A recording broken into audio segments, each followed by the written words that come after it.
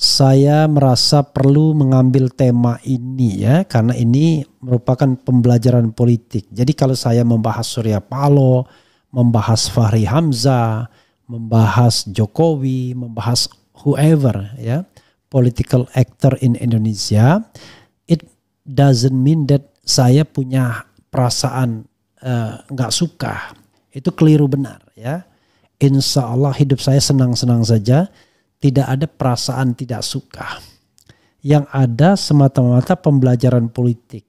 Bicara mengenai konsistensi, bicara mengenai etika dan lain sebagainya. Jadi nggak ada kaitannya bahwa saya tidak suka. No. Tidak suka itu kampungan. Yang saya lakukan ini adalah bagaimana memberikan pembelajaran politik kepada siapapun atau belajar politik bersama-sama tentang sikap-sikap aktor politik.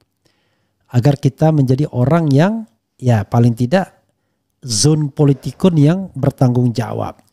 Nah, ini saya mau bahas mengenai Surya Paloh ya.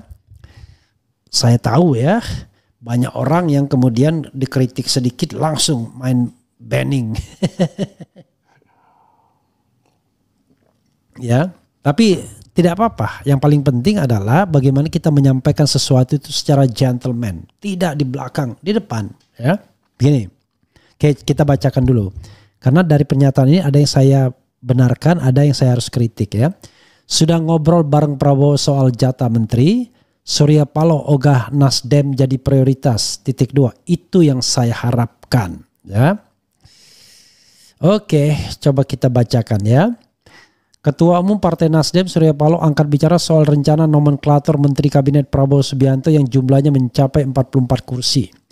Meski dikatakan sebagai koalisi gemuk, Paloh menegaskan bahwa penentuan jumlah pos menteri serta orang-orang yang akan mengisi jabatan itu sepenuhnya hak prerogatif Prabowo sebagai presiden terpilih 2024-2029. Menurutnya yang terpenting ialah menempatkan orang-orang yang tepat sesuai kemampuannya pada kursi menteri tersebut. Untuk mengatur lalu lintas komposisi nomenklatur bahkan penempatan daripada persons di dalam kabinet dengan latar belakang apapun itu dalam berbagai komposisi apapun yang dirasakan itu tepat ya kita hormati ya, kata Paloh usai lakukan pengukuhan pengurus DPP Partai Nasdem. Oke. Sebagai partai pendukung pemerintah dia menegaskan bahwa Nasdem akan sepakat dengan keputusan Prabowo dalam menyusun kabinetnya. Apapun polisi kebijakan komposisi nomenklatur di dalam pemerintahan baru, kabinet baru itu tentu kita semuanya sepakat itu adalah hak prerogatif daripada presiden, ujarnya. Terkait bagi-bagi jatah menteri, Paloh juga mengaku telah 2-3 kali berbicara dengan Prabowo mengenai hal tersebut. Dia menyampaikan kalau Nasdem minta tidak diprioritaskan untuk mendapat kursi menteri. Luar biasa ya. Keputusan itu disebut Paloh sebagai bentuk etik dalam berpolitik karena disadari Nasdem mulanya bukan pendukung Prabowo saat Pilpres 2024. Saya mengutarakan kepada Bapak Prabowo bahwa Nasdem memberikan kesempatan kepada beliau dan kepada seluruh posisi kebijakan beliau untuk memprioritaskan seluruh partai-partai politik di luar partai Nasdem untuk masuk di kabinet. Artinya Nasdem bukan prioritas, itu yang saya harapkan, katanya. Informasi mengenai jumlah menteri kabinet Prabowo itu pertama kali diungkapkan oleh elit Partai Golkar Bambang Susatyo alias Bamsud. Ketua MPR itu mengaku pernah dengar info obrolan warung kopi kalau jumlah pemerintahan Prabowo Gibran akan ada sebanyak 44 ya. Ampe 44 ribu ya. Hal itu diungkapkan Bamsud dalam sambutannya saat membuka acara turnamen bulu tangkis pimpinan DPR dan MPR di MPR RI di GOR Kompleks Parlemen Senayan. Ia pun berharap kerabatnya yang masih menjabat di DPR saat ini bisa mendapat kesempatan menjadi menteri. Allahu Akbar ya, betapa senangnya orang pengen jadi menteri. Karena nanti dari 34 menjadi 44, ya mudah-mudahan kawan-kawan kita yang di DPR berkesempatan untuk menjadi eksekutif. Sehingga bisa merasakan dimaki-maki kolega sendiri, katanya. Padahal Bambang Susatyo juga pengen ya. Jadi sobat RH sekalian ya, ini banyak pembelajarannya ya, banyak pembelajarannya. Pertama pembelajarannya adalah panggung depan dan panggung belakang. Apa iya Surya Paloh tidak bicara jatah kementerian buat Nasdem? Ya, karena kabarnya sebenarnya Paloh ngambek dengan Jokowi, marah dengan Jokowi yang tidak memberikan porsi Jaksa Agung kepada Nasdem.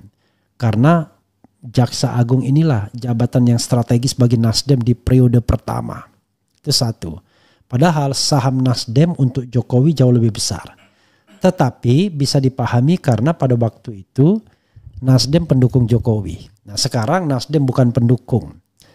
Kalau misalnya panggung depannya Surya Paloh mengatakan itulah bentuk etikabilitasnya, bentuk etikanya, karena Nasdem bukan partai pendukung, partai pengusung, ya maka benar yang dikatakan oleh Surya Paloh, walaupun sebenarnya merasakan menjunjung etikanya tanggung. Tanggung bro. Ya, jadi tanggung senior ya. Kalau mau menjunjung etika ya berada di luar pemerintahan. Kan berada di luar pemerintahan itu tidak berarti Anda kemudian bermusuhan dengan pemerintahan. Justru kita membutuhkan ya sebuah oposisi yang loyal. Sebuah oposisi yang bisa bersahabat. Karena kalau oposisinya royal biasanya nggak mau dengarkan pemerintah. Tapi kalau oposisinya itu loyal, dia tahu bahwa orang ini beroposisi bukan untuk menjatuhkan pemerintahan, tapi untuk memberikan masukan kepada pemerintahan, maka pemerintahan pasti senang mendapatkan masukan. Tapi bro, siapa tahan menjadi oposisi di Republik ini? Ini kan bukan hanya soal akses pada jabatan kementerian, tapi turunan ke bawahnya bro. Ya, ke fasilitasnya, ke perizinannya, ke BUMN-nya, ke sini, ke sono dan lain sebagainya. Termasuk kesempatan untuk mendapatkan proyek-proyek bisnis pemerintah atau mendapatkan izin dari pemerintah dalam menjalankan proyek bisnis tertentu. Itulah kalau kita baca Yahya Muhaimin dulu ya, kaitan antara bisnis dan politik itu erat sekali. Bukunya yang ada catur itu. Jadi kita harus pahami soal seperti itu ya.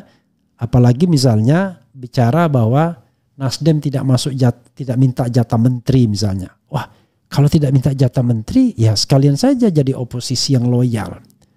Ya, loyal opposition. Tapi sekali lagi kita bicara tentang akses terhadap kekuasaan yang kata Sekjen PKS, kekuasaan itu indah kawan. Ya. Nah, Surya Paloh tahu betul ya bahwa Prabowo tidak akan mungkin meninggalkannya. Ya kan? Karena Prabowo sudah mendapatkan Surya Paloh sudah mendapatkan credit point sebagai ketua umum partai pertama yang mengucapkan selamat atas kemenangan Prabowo Gibran pada tanggal 20 Maret saat ketika Anies Baswedan yang didukung masih berusaha untuk mengajukan diri, mengajukan sengketa ke Mahkamah Konstitusi. Dan ternyata bukan berkhianat ya, nggak cocok mungkin bahasanya. Mengkhianati juga boleh, ternyata berkhianat juga bukan ya. Ternyata tidak mendukung Anies juga di pilkada DKI. Padahal kita tahu Nasdem juga tidak mengusung siapa-siapa. Kan Ridwan Kamil kader Golkar. Dan kader Golkar itu adalah musuhnya Nasdem dalam tanda kutip dalam election. Anies non-partai yang bisa memperkuat Nasdem. Bahkan sudah memberikan 10 kursi tambahan bagi Nasdem. Paling tidak Anies effect diakui atau tidak. Kan begitu. Jadi tapi sudahlah move on di Aniesnya. Tapi kita bicara etik politiknya. Jadi sahabat daerah sekalian, kalau kita bicara etik politiknya, rasanya nggak mungkinlah Surya Paloh tidak bicara mengenai menteri. Kalaupun dia tidak bicara, dia tahu gesture politik.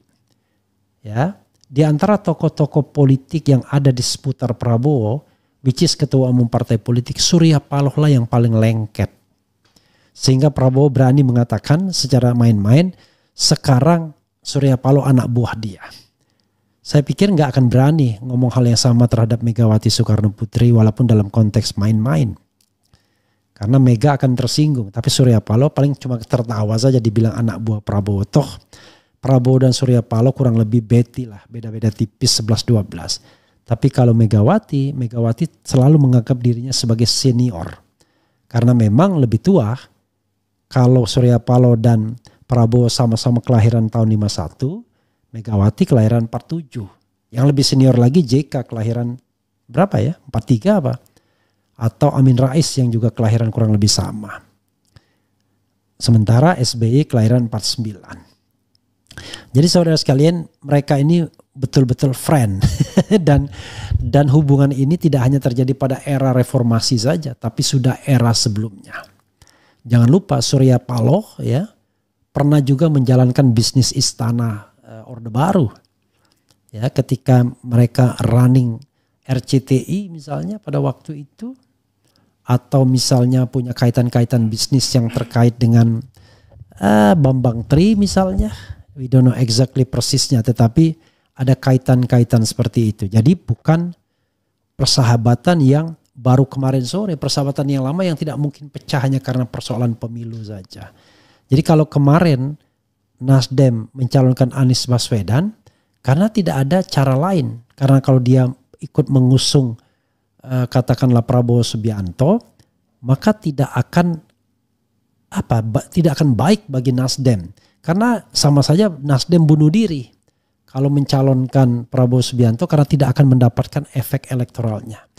Kok Golkar bisa? Nah, this is the question kalau Golkar.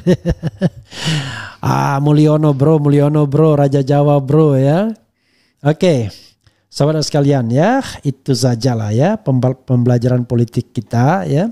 Dan bagi saya sendiri ya, saya no problem ya dengan Surya Paloh, dengan Jokowi, dengan Prabowo, dengan siapapun, whoever.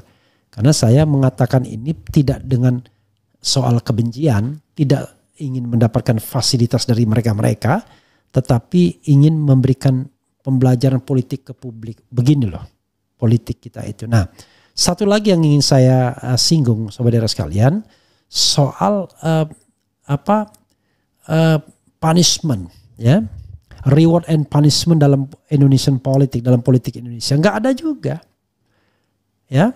Sebagai contoh, hari ini Nasdem dianggap berkhianat misalnya, belum tentu 2029 orang tidak pilih Nasdem. Hari ini PKS dianggap berkhianat, belum tentu 2029 orang tidak pilih PKS. Nah itu kenapa? Karena partai politik kita banyak. Dan semua dalam tanda kutip bermasalah, feodal semua. Semua sama karakter partai politik itu. Feodal tapi bicara tentang demokrasi. To some extent sebenarnya PKS tidak terlalu feodal. Tapi lama-lama saya pikir sama juga. Yang berpengaruh juga Ketua Dewan Suroh. Kelihatannya yang memegang haluan politik. Jadi sobat era sekalian, sama semua. Kalau yang lainnya ketua umum partai politiknya. Kalau kita lihat susunan Nasdem, saya nggak melihat di atas ketua umum itu ada struktur. Itu menunjukkan apa? Itu menunjukkan tidak boleh ada orang di atas Surya Paloh, ya kan? Tapi apakah karena belum di ini kan? Ya mungkin adalah dewan pakar ya. Tapi tetap di bawah ketua umum strukturnya. Tidak boleh ada yang di atas ketua umum. Karena he belongs political party. This political party is owned by him. Kan itu persoalannya. Jadi saudara sekalian, itu juga yang menjadi pembelajaran bagi kita bahwa reward and punishment dalam politik Indonesia itu belum terjadi. Ya, karena mungkin partai terlalu banyak, orang juga bingung mau pilih yang mana. Atau semua partai sama aja, ya kan? Akibatnya ya sudah nasibnya saja yang kemudian membedakan atau momentumnya yang membedakan. Momentum Nasdem pandai. Dia menyalonkan sosok yang banyak didukung, kemudian menaikkan kursinya secara real, tapi yang menang Ono dia datang ke Ono. Padahal partai Ono sendiri tidak ada penambahan kursi yang signifikan. Ini kan this is a question. Sebenarnya kok beda ya?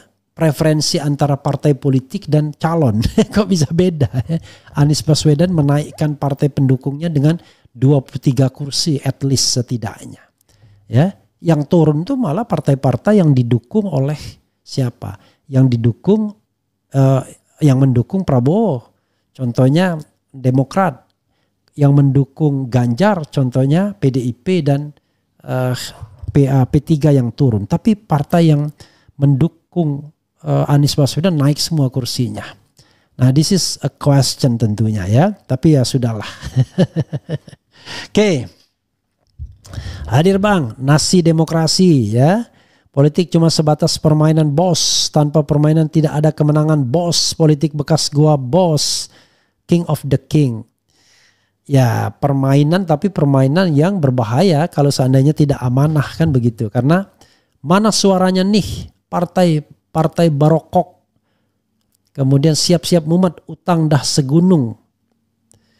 Kemudian bubarkan partai, cukup dua saja, agamais dan pancasilais atau nasionalis pancasilais, biar tidak bingung, cukup dua pilihan. Sudah ganti kemarin, selamat sekarang jadi fufu faha. Luar biasa ya. Kemudian apa lagi ya? Politik gentong brewok. Pak Refli, mungkin tidak undang-undang tentang partai politik dikuatkan untuk membatasi jumlah parpol. Kalau mau melihat sistem demokrasi di negara maju, justru jumlah parpol sangat sedikit. Iya dan tidak ya, saya katakan. Kalau Anda bicara Amerika, memang there are two dominant parties ya, yaitu Demokrat dan Republik. Tapi partai-partai lain ada, Libertarian Party, Socialist Party, Green Party ya, Constitution Party, banyak sekali partai-partai, cuma tidak hidup. Hanya dua itu yang dominan, tetapi bukan berarti ada pembatasan ya. Bang, tolong undang Prof. Rias Rashid bahas masa-masa reformasi dan penilaian tentang presiden saat ini. Insya Allah ya, saya berusaha mengundangnya. Bang Refli, Surya Paloh itu lebih kejam dari Jokowi. Untunglah dia tidak gagal jadi presiden waktu 2014. Maksudnya apa? Ya, untunglah dia tidak gagal. Maksudnya apa?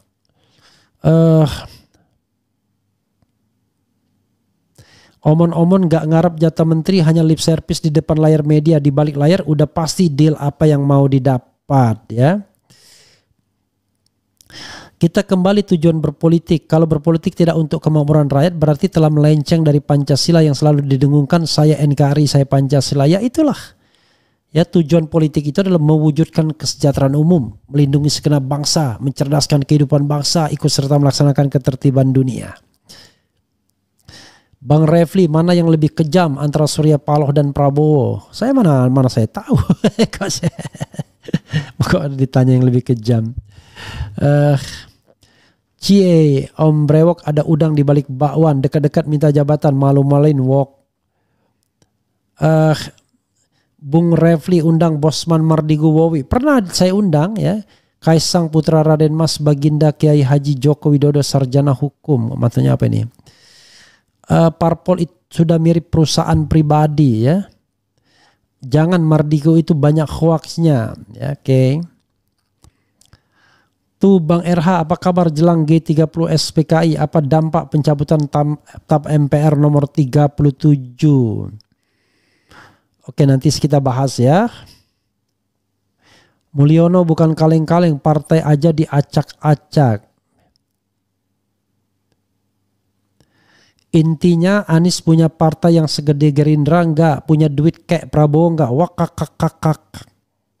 Ya, saudara sekalian, itulah sebabnya saya mengatakan ya, kalau Anies berpikir mengikuti Gerindra, mengikuti Nasdem, maka akan gagal ya sebagai partai politik. Karena apa? Karena dua orang ini mengandalkan resources yang banyak untuk membesut partai politiknya.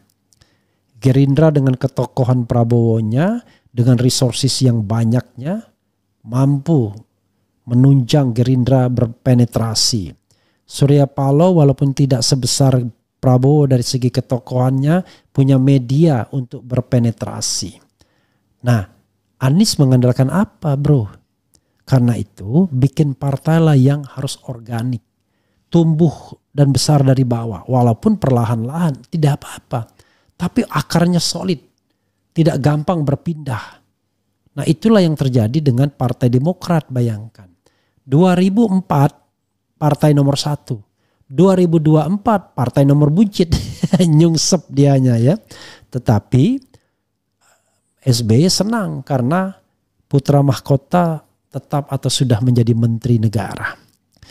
Dan bicara tentang jatah kabinet pastinya, jatah menteri untuk Partai Demokrat, ya.